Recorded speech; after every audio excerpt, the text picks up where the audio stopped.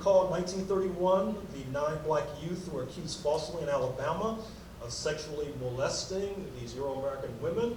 They're on the fast track to the electric chair or the death penalty before the intervention of the International Labor Defense, led by William Patterson, who I wrote a book about that came out some months ago. And you should know that there was a strong movement in solidarity with the Scottsboro Defense on the island of Cuba, which once again reiterates this thesis that I put forward to you today, which is that one of the many reasons why both slavery and Jim Crow began to collapse was because of these movements of international solidarity that we were able to forge, with Cuba oftentimes being in the vanguard of those movements. To conclude, what happens is that during the McCarthyite period, the Red Scare period in the United States of the 1950s, there is stringent and strong repression, not least in the United States against radicals like Paul Robeson, for example, but also against their counterparts in Cuba, these African leaders of the Cuban Communist Party. This helps to create something of a vacuum that's filled by the July 26 movement.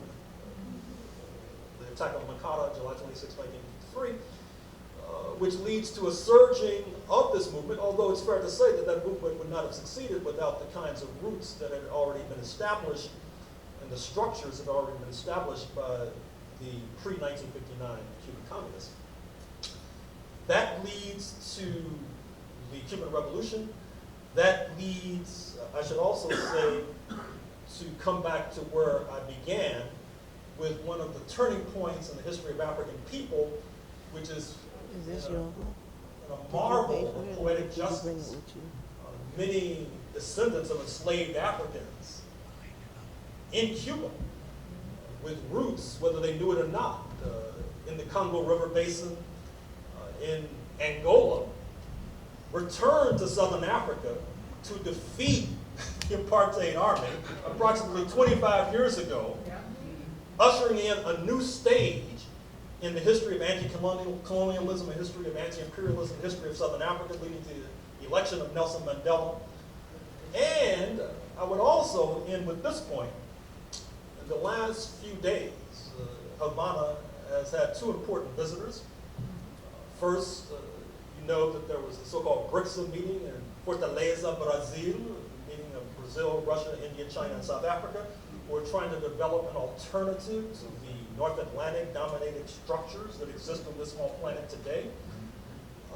Preceding that meeting in Fortaleza, President Putin of Russia visited Havana, forgave billions of dollars in debts owed by the Cubans, which will allow the Cubans to send more doctors to Africa, which they've done to a fairly well for decades now, more doctors to the Caribbean, Jamaica, Haiti in particular, training more doctors from Barbados, Guyana, etc. And then just a few days ago, President Xi Jinping of China was in Havana, signed 29 bilateral accords on all manner of projects, which will allow Cuba to do more for African liberation.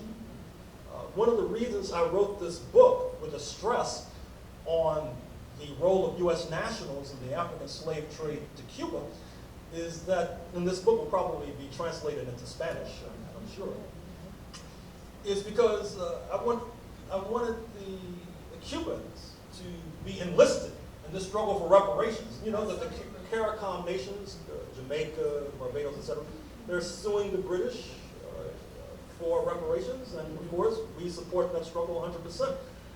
But it seems to me, once again, we should not let Uncle Sam off the hook, because if you look at the 19th century, when the slave trade was at its apex, the most energetic and manic slave traders came from here.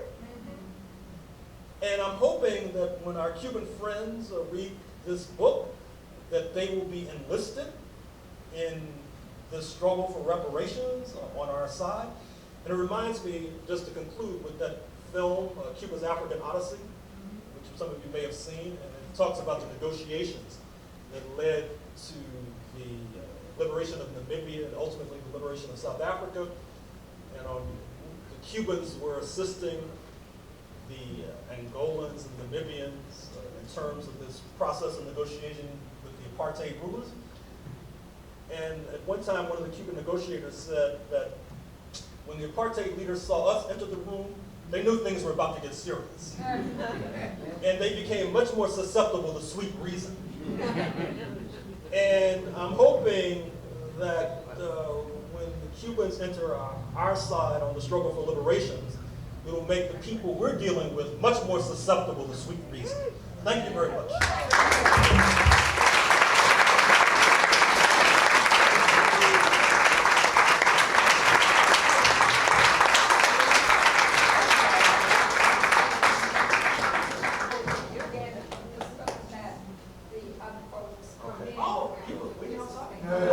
This is SRO. Gerald?